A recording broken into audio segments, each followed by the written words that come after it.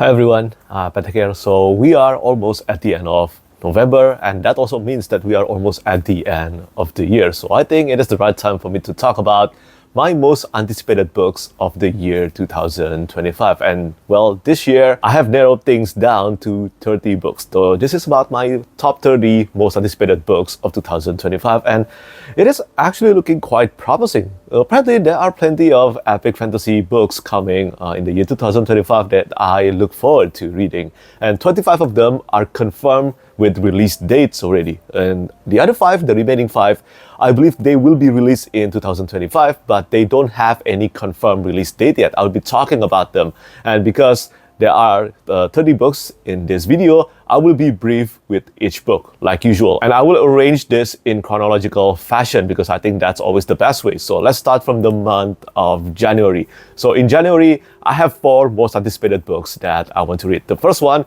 is Breath of the Dragon by Fonda Lee and also Shannon Lee. It's been a while since we get a new book by Fonda Lee, and of course I look forward to reading this one. This is a collaboration between Fonda Lee and Shannon Lee. Shannon Lee is Bruce Lee's daughter, so there's apparently, I think, YA fantasy or maybe an epic fantasy novel, but it will be done in the teachings of Bruce Lee, and I look forward to reading this one for sure. The cover art by Crucier Weasley looks absolutely gorgeous. And then after that, on the same date, on the 7th of January, we have The Thunder Kraken, another collaboration, and this time by David Estes and also Dirk Ashton. So this is the second book in the Kraken Rider Z series, a series about Kraken Rider versus Dragon Rider. The cover art is done by Daniel Kamarudin. Really looking forward to reading this one. But first, I have to read the first one. I have heard that I think I'm in the first book. I don't know whether I died or not, but I really need to find out about that. But I have a great experience with reading Dirk Ashton's books, and so I certainly will read this one eventually, whether it's next year or maybe the year after. But I look forward to the release of Thunder Kraken. And then the third book, this is being released on the 28th of January. This is The Teeth of Dawn. This is the third and the final book in the 5-penalty series by Marina Lost Tether. The first book, The Helm of Midnight, is, in my opinion, one of the most underrated fantasy novel. Really loved it, even though I think right now, as of now, on Goodreads, at least, the average rating is below 4, but that doesn't change my opinion. I really love The Helm of Midnight, and now that this trilogy is coming to an end in 2025, it's time for me to do a second read of The Helm of Midnight and then finish reading the series. And finally, the last book being released in the month of January, and this will transition into the month of February as well. So I'm talking about The Cure for Living by Nicholas Litzau. This one doesn't have any confirmed release date yet, but in the newest Instagram post by Nicholas Litzau, he confirmed that The Cure for Living Part 1 and Part 2 will be released in January and then in February. So that's 2 books. The book is too big. It will be divided into 2 books, and this is the sequel to The Dreams of the Dying, one of my top favorite books, one of the best self-published fantasy novels. And with that said, it's time to talk about the books being released in the month of February. Just like January, I have 4 books again here. That's including The Cure for Living. So the next one is Grave Empire by Richard Swan. This is the newest book by Richard Swan. It takes place in the same world as Empire of the Wolf, but many years after the end of Empire of the Wolf trilogy. And I really look forward to reading this one. I love Empire of the Wolf. I think the first 2 books in that trilogy are some of my favorite books. So I look forward to reading The Grave Empire, the newest book by Richard Swan. And then after that, on the 25th of February, we have the release of The Dance of Shadows by Gaurav Mohanty. This is the sequel to The Sons of Darkness, one of my favorite debut novels, and I've been looking forward to reading this one ever since I finished Sons of Darkness. I think it was 2 years ago, but yeah, it has been a while. I really look forward to reading this one. The cover art is once again done by Michaela Alcaino. It's matching design to the first book, The Sons of Darkness, and I hope this one will be another glorious grimdark epic fantasy. I had the pleasure of meeting Gaurav Mohanty at WorldCon, and I had a great time chatting with him. And then finally, the last book in the month of February. This is on the 28th of February. This is the third and the final book in the Eelborn saga. This is Gatebound. And yeah, I love Illborn, I Love, I Dual Sin. Of course, I'll be reading Gatebound. But that's it for the month of February. Now let's talk about the two books that I look forward to in the month of March. The first one is The Grave Empire by David Dalglish. The cover art is done by Magali Villeneuve. And well, what can I say about this one? I had the pleasure of reading a few chapters of this and I really loved it. I think this was supposed to be a love letter to Berserk and also From Software games. And I love David Dalglish books. This one is truly shaping up to be his best work. Based on the few chapters that I have read, this is shaping up to be David Dalglish's best work. So I would be reading this one for sure before its release date, because I had the advanced copy of it already for quite a while now, but I still haven't gotten around to it yet. And then finally, in the month of March, on the last day of March, we have the release of Empires and Dust by Ryan Cahill, the fourth and the penultimate installment in the Bound and the Broken series. Ryan has confirmed that this one will be as big as Of War and Ruin. So it will be another chunker. It will be another 400,000 words long book. And yes, I'm pumped for it. It is one of my favorite series right now, one of my favorite self-published fantasy series. And I know that Ryan, please don't get this to your head, but you know what? Your books are good, okay? So yeah, looking forward to reading this one. And then let's talk about the books in the month of April. And in terms of quantity for exciting release, this is the biggest of the year because I have 6 books that I look forward to in the month of April. And the first one is A Drop of Corruption by Robert Jackson Bennett. This is the second book in the shadow of the Leviathan series, the sequel to The Tinted Cup, the story about the duo Anna and Din. This is a great blend of murder mystery and also epic fantasy. And I've been a huge fan of Robert Jackson Bennett for many years now. The Divine City trilogy, the Founders trilogy, and then the Tinted Cup. So I certainly look forward to reading this one. I'll be reading this as soon as I got an advanced reading copy of the book. And this will be released on the 1st of April. Hopefully that is not an April Fool. And then the next day, on the 2nd of April, we have the release of Blood of the Kami by Baptiste Pinson Wu. So looking forward to reading this one. I did the cover reveal for this. The cover art is done by Christian Benavides or Voyager. And this is supposed to be a mythology or folkloric Japan-inspired fantasy series. So I'll be reading this one for sure. I think this sounds really promising to me. It's supposed to be a tale of friendship, all those classic trope stuff. And then after that, on the 8th of April, I have 2 books that I look forward to. The first one is A Song of Legends Lost by M.H. Ayinde.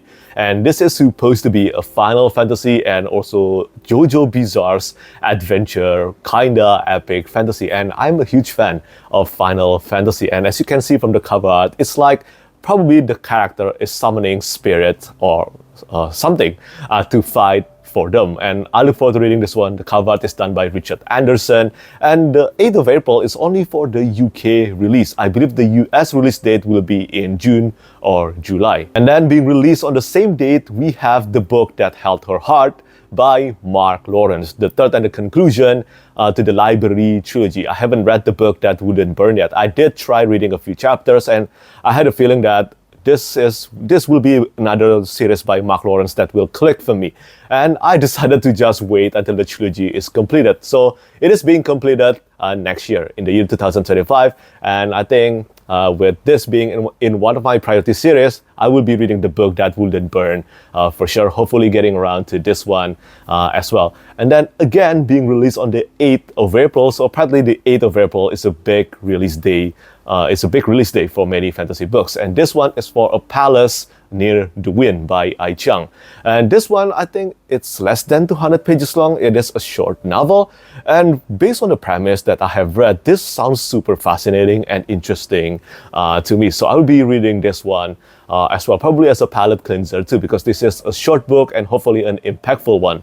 And finally, for the month of April, on the 25th of April, we have the release, assuming that this is correct, this is for The Judge of Worlds, the third and the final book in the Kitamar trilogy by Daniel Abraham. I have been a fan of Daniel Abraham's books for many years. Of course, I love The Long Price Quartet, The Dagger and the Coin, and also the Expanse series. I have read almost everything by Daniel Abraham, and I still haven't read the Kitamar trilogy yet. So I will be reading this in the year 2025. But that's it for the month of April. In the month of May, I only have 2 books that I look forward to, and both of them are being released on the same date, on the 13th of May. And the first one, I had the pleasure of reading it already, and it is The Devils by Joe Abercrombie. What else can I say about Joe Abercrombie? It is one of my favorite books, and Joe Abercrombie is one of my favorite authors. Every book in the First World are some of my favorite books of all time, and that includes The Devil as well, even though this is a new book in a new world and a new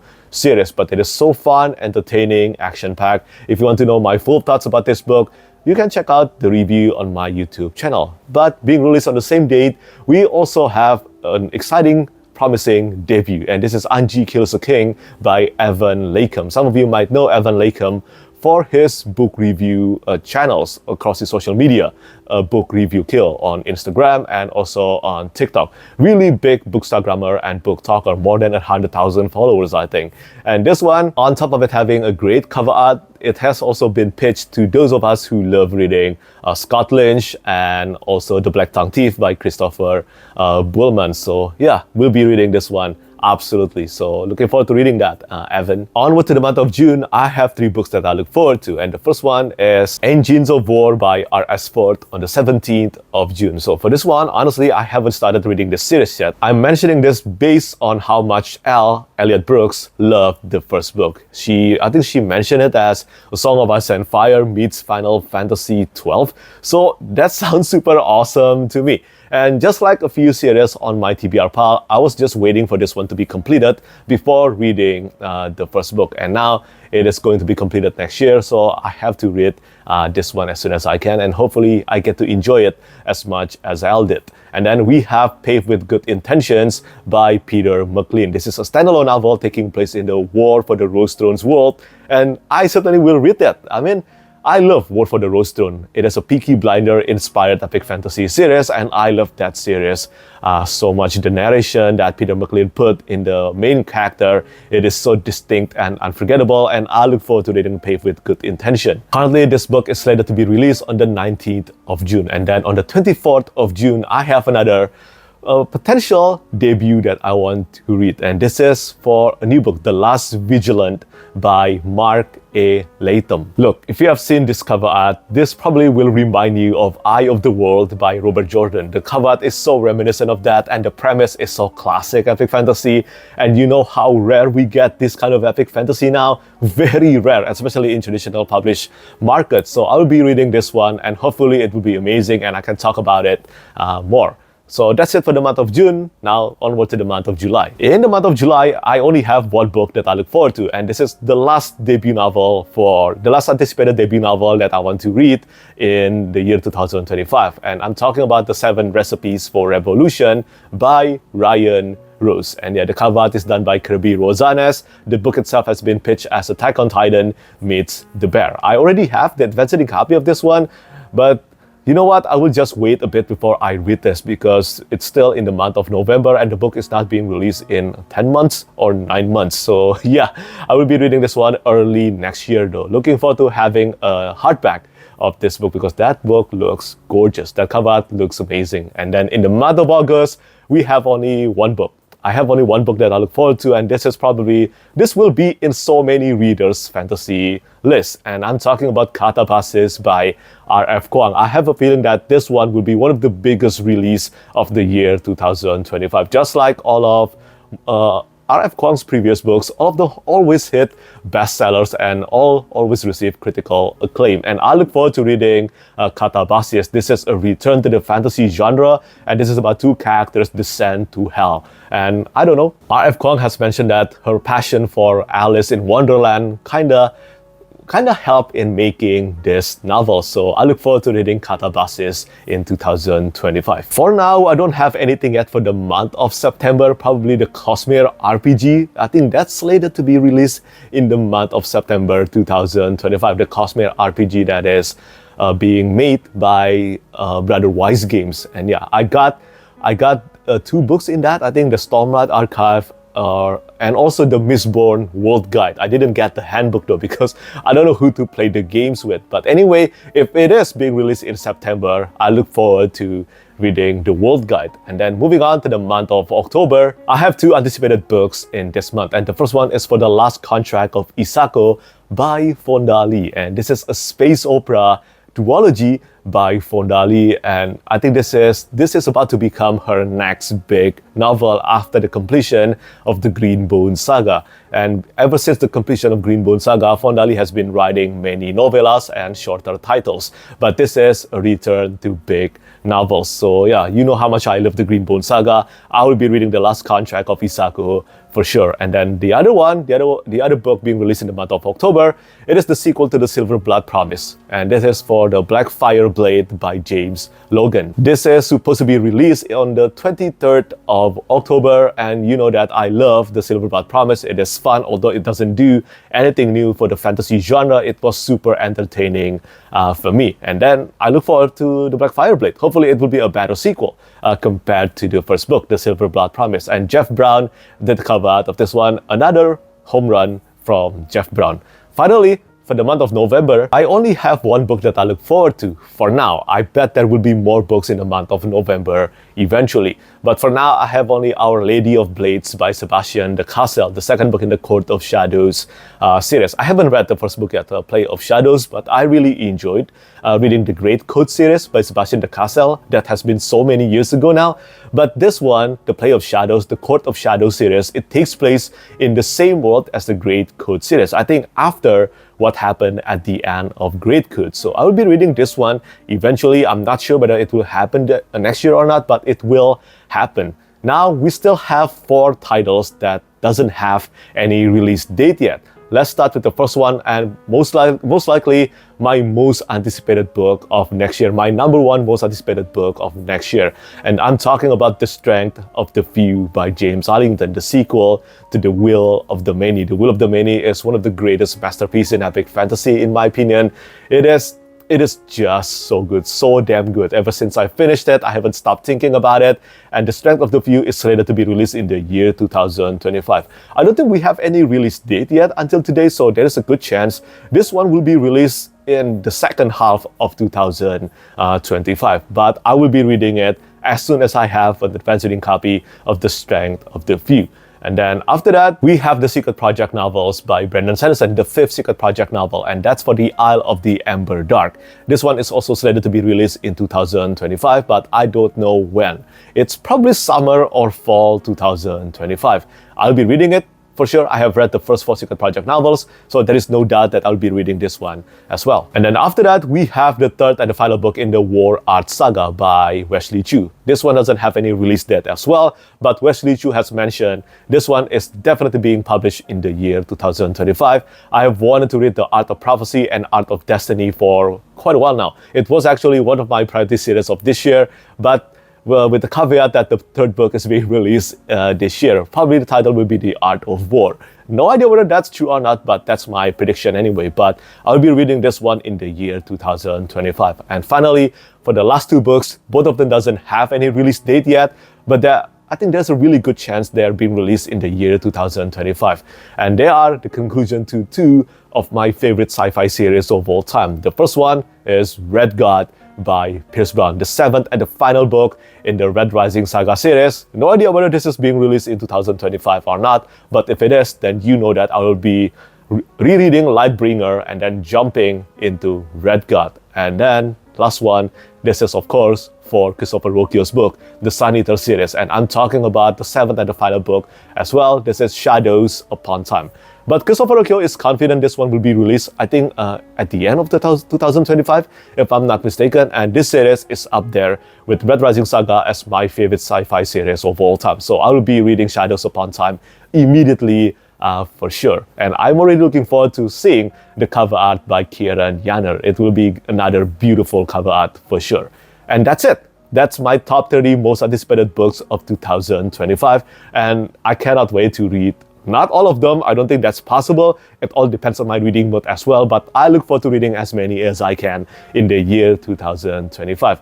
Anyway, let me know your thoughts about all the books that I mentioned today. And of course, let me know what are some of your most anticipated books of 2025. If Ken Liu, let's say, release a new book in 2025, I'll be reading that for sure as well. But I bet there are some books that I cannot put into this list because I don't know about them yet, or maybe they don't have any release date yet, any confirmed release date yet. So yeah, that's about it from me today. As always, thank you so much for watching and thank you for your support. Bye-bye. Lastly, I want to say thank you so much once again to all my patrons who keep on supporting me.